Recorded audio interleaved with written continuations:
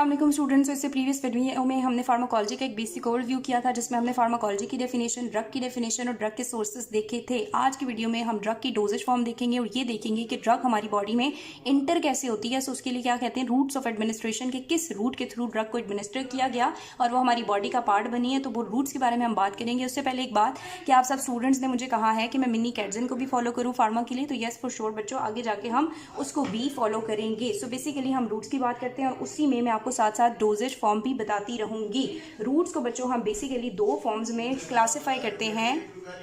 अच्छा जी, रूट्स को जो है वो हम दो बेसिक फॉर्म में पहले क्लासिफाई कर लेते हैं, सही है, और साथ साथ फिर मैं आपको इसको क्लियर कर दी जाऊंगी। सबसे पहले हम इसको इस तरह से क्लासिफाई करते हैं कि एक रूट जो है वो लोकलाइज होता है, यानी लोकली ड्रग अप्लाई करते हैं हम स्किन के ऊपर, म्यूकस मेम्ब्रेन्स की तरफ, ईयर में, आई ड्रॉप्स वगैरह जो भी हैं, ठीक है जी, क्लासिफाई इनको करते हैं। दूसरा हमारे पास सिस्टेमिक रूट होता है। सिस्टेमिक से मुराद ये है कि ड्रग में भी ओरली बॉडी में इंटर करेगी, फिर स्टमक में जाएगी, इंटेस्टाइन में जाएगी, वहाँ से एब्जॉर्ब होगी और फिर ब्लड में पहुंचेगी और वहाँ से टिश्यू में पहुंचेगी। तो ये जो ब्रॉड स्पेक्ट्रम है, ये इतने सारे रास्तों से गुजर के जो ड्रग है वो अपने टारगेटेड पॉइंट तक पहुंचेगी, तो उसको हम कहते हैं सिस्टेमिक रूट, ठीक है जी।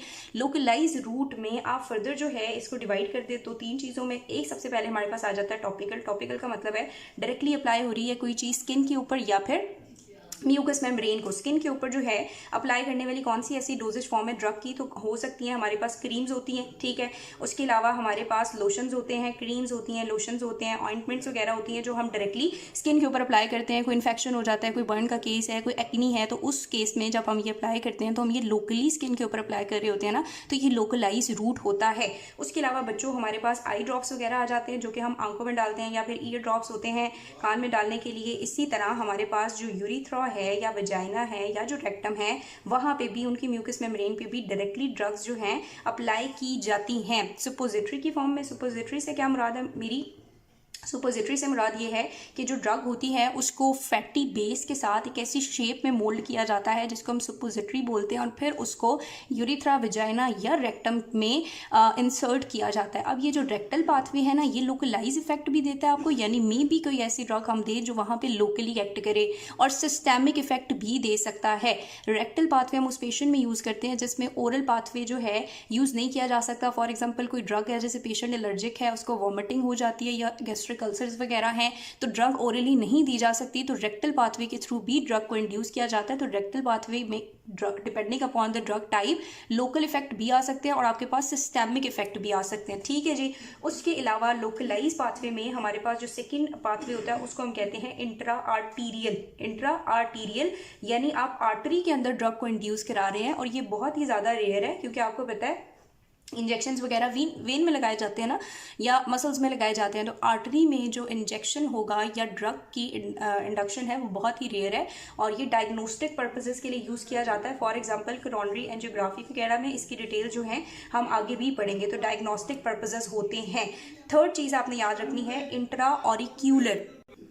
थर्ड जो हमारे पास लोकलाइज में आ जाता है बच्चों, वो होता है हमारे पास इंट्रा ऑरिक्यूलर, ठीक है। इंट्रा ऑरिक्यूलर से मुराद ये है कि जब इंजेक्शन या कोई भी ड्रग इंड्यूस कराई जाती है इनटू द साइनोवियल कैविटी। अब साइनोवियल कैविटी कहाँ पे होती है? जहाँ पे जॉइंट्स होते हैं, ठीक है जी। तो डायरेक्टली जब डीपर टिश्यूज में हमारे पास ड्रग इंड्यूस की जाती है तो उसको हम कहते हैं इंट्रा ऑरिक्यूलर पाथवे, यानी डीपर टिश्यू में with in the synovial cavity between joints. और ये पाथवे हम कब यूज़ करते हैं? रूमेटाइड आर्थराइटिस के लिए, ताकि लोकलाइज इफेक्ट प्रोड्यूस हो।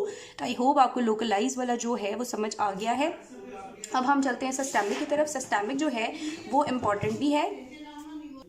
अच्छा, अब हम आने हैं सिस्टेमिक रूट की तरफ, और सिस्टेमिक रूट जो है वो हमारे पास इंपॉर्टेंट है, ठीक है। सिस्टेमिक रूट को भी फर्दर बच्चों हम दो पार्ट्स में डिवाइड कर देते हैं। दो पार्ट्स में डिवाइड करने का मुराद है, एक हमारे पास होता है एंटेरल रूट, ठीक है, और एक होता है हमारे पास parenteral route. Enteral route and parenteral route. Enteral route में हमारे पास जो है थोड़ा इजी भी होता है, सेल्फ एडमिनिस्ट्रेड भी होता है, पेनलेस भी होता है, और ये जो है हम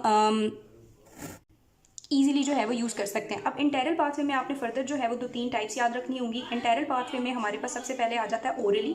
जब ओरली आप ड्रग देते हैं, वो कौन सी ड्रग्स हैं जो आप ओरली देते हैं? टैबलेट्स होती हैं, पिल्स होती हैं, कैप्सूल्स होते हैं, सीरप्स वगैरह होते हैं, तो ये सारी ड्रग डोजेज फॉर्म्स हैं, ठीक है। जैसे टैबलेट है, पिल है, सोल्यूशंस हैं, सीरप्स हैं, ये सारी चीज़ें हम क्या दे सकते हैं? ओरली दे सकते हैं। और ओरल किस में आता है? इंटेरल पाथवे में।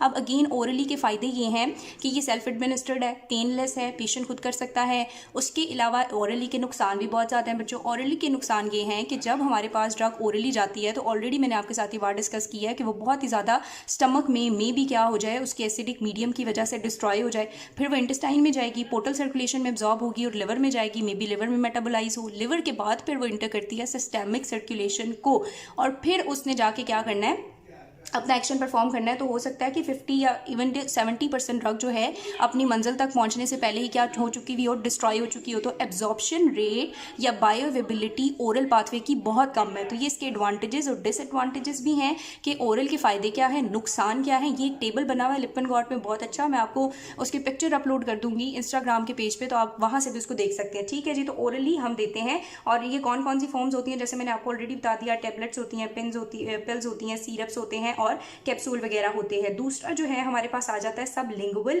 या बुक्कल पाथवे। ठीक है, बुक्कल रूट आता है। इसमें ये होता है सबलिंगुअल में कि जुबान के नीचे जो है गोली रखवाई जाती है, और इसका फायदा ये है कि इसमें मैक्सिमम एब्जॉर्प्शन भी होती है और रेट ऑफ एब्जॉर्प्शन या जो एक्शन है वो बहुत फास्ट होता है। जैसे आपको पता है बीपी का पेशेंट होता है, अगर उनका बीपी हाई हो जाए तो जुबान के नीचे हम उनको गोली रखवाते हैं, उसके बाद जो है वो बीपी बहुत ही विदिन मिनट्स जो है वो नॉर्मलाइज हो जाता है। तो सबलिंगुअल और बुक्कल पाथवे में ये होता है कि इसमें जुबान के नीचे टैबलेट रखी जाती है और बुक्कल में गम्स और चीक्स के बीच में रखी जाती है। फ़ायदा ये है कि जुबान के नीचे बहुत ज़्यादा ब्लड वेसल्स हैं और डायरेक्टली उनके अंदर एब्जॉर्ब हो जाती है और ड्रग एक्शन करती है। और फ़ायदा ये भी है कि क्योंकि देखो इसको स्टमक और लिवर वहाँ से सब रास्तों से गुजरना नहीं पड़ता, तो ये इतनी ज़्यादा डिस्ट्रॉय भी नहीं होती। इसकी जो बायोअवेबिलिटी है वो भी ज़्यादा होती है, फर्स्ट पास इफेक्ट से भी नहीं ये पास हो सकती। लेकिन नुकसान इसका ये है कि मे बी ड्रग जो है वो बिटर टेस्ट हो, इरिटेबल हो और इस तरह की चीज़ें। ठीक है जी।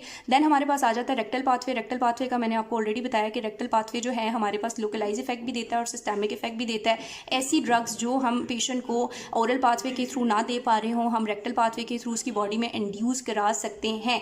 देन बच्चों हमारे पास आ जाते हैं पार इंटरल पाथवे। पार इंटरल रूट्स जो हैं इनको भी हम आगे 2-3 फॉर्म्स में डिवाइड कर देते हैं। सही है जी। एक हमारे पास होते हैं इंजेक्शंस, ठीक है, उसके बाद हमारे पास होती हैं इनहेलेशंस, एंड देन हमारे पास आ जाता है ट्रांसडर्मल रूट। ठीक है जी। Injection, inhalation and transdermal route. अब सबसे पहले अगर बात करूं मैं आपके साथ इंजेक्शन की, तो इंजेक्शन आपको पता है 4 तरह से बॉडी में इंजेक्ट किए जा सकते हैं। सही है। किस तरह से? 4 तरह से, यानी हमारे पास इंट्रावीनस रूट होता है जब आप वेन के अंदर इंजेक्ट करते हैं, इंट्रामस्कुलर रूट होता है जब आप किसी भी लार्ज मसल जैसे ग्लूटियस हो गया या ट्राइसेप हो गया तो उसके अंदर इंजेक्ट करते हैं। उसके अलावा हमारे पास होता है सबक्यूटेनियस, जब स्किन की सबक्यूटेनियस लेयर के अंदर इंजेक्ट किया जाए। एंड देन हमारे पास होता है इंट्राडर्मल, जब हमारे पास क्या करते हैं कि स्किन की जो डर्मल लेयर है, जो वस्कुलर लेयर है, उसके अंदर इंजेक्ट किया जाए। तो इंजेक्शन जो है वो इंट्रावीनियसली होते हैं। इंट्रावीनियसली जो है उनकी जो बायोअवेबिलिटी है वो 100% होती है। 100% ड्रग जो है मौजूद होती है अपना काम करने के लिए, क्योंकि ड्रग डायरेक्टली इंटर करती है सिस्टेमिक सर्कुलेशन में और वहां से चली जाती है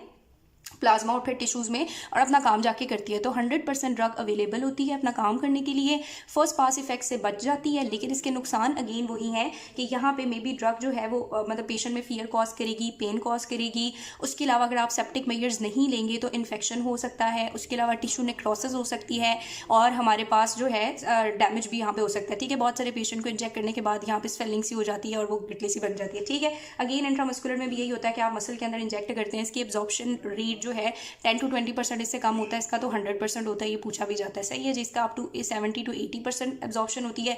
इसमें होता ये है कि ये बहुत ही ज़्यादा पेनफुल होती है और ड्रग जो है वो हमारे पास at the site of administration accumulate हो जाती है और फिर वहाँ से आहिस्ता आहिस्ता आहिस्ता टिश्यूज़ की तरफ डिफ्यूज़ करती है। उसके बाद सबक्यूटेनियस जो है स्किन की क्यूटेनियस लेयर में इंजेक्ट किया जाता है और इंट्राडर्मल जब डर्मल लेयर में इंजेक्ट किया जाता है। उसके बाद इनहेलेशन आता है। तो इनहेलेशन में ऑलरेडी भी मैंने आपको बताया कि इनहेलेशंस में हमारे पास क्या आते हैं, एरोजल स्प्रेज वगैरह आते हैं या एनेस्थेटिक्स वगैरह आ जाते हैं जिनको नेजल पाथवे के थ्रू कराया जाता है और पेशेंट को बेहोश किया जाता है या कोई इन्फेक्शन हो तो उसमें हम उसको जो है वो करते हैं। उसके बाद जो है हमारे पास ट्रांसडर्मल रूट आता है। तो ट्रांसडर्मल में क्या करते हैं कि स्किन के ऊपर ना कोई चीज़ अप्लाई करते हैं और फिर उसको ऊपर से क्या कर देते हैं, बैंडेज टाइप चीज़ कर देते हैं और वो आहिस्ता आहिस्ता आहिस्ता स्किन में एब्जॉर्ब होती रहती है। जैसे मसल रिलैक्सेंट होती है एक मूव, ठीक है, वो हम अप्लाई करते हैं और उसके बाद उसको ऊपर से बंद कर देते हैं ताकि वो आहिस्ता आहिस्ता स्किन के अंदर जज्ब होती रहे। तो ये बच्चों बेसिक से कुछ रूट्स थे, इनके जो फायदे और नुकसान हैं वो आपसे पूछे जाते हैं। तो मैं आपको दिखाती हूँ कि यहाँ लिप्पन गॉट में दिए हुए हैं बहुत अच्छे।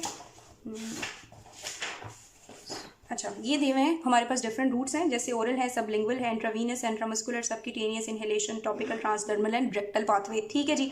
अब इनके जो एब्जॉर्प्शन पैटर्न है वो भी दिए हुए हैं, इनके एडवांटेजेस भी दिए हुए हैं, डिसएडवांटेजेस भी, और साथ एग्जांपल्स भी दी हुई हैं जो कि मैं साथ साथ देना भूल गई हूँ। तो इस पेज की जो पिक्चर है वो मैं अपलोड कर दूंगी, तो आप लोग ज़रूर इस पेज को कर लीजिएगा, तो ये फिर मोर देन इनफ होगा।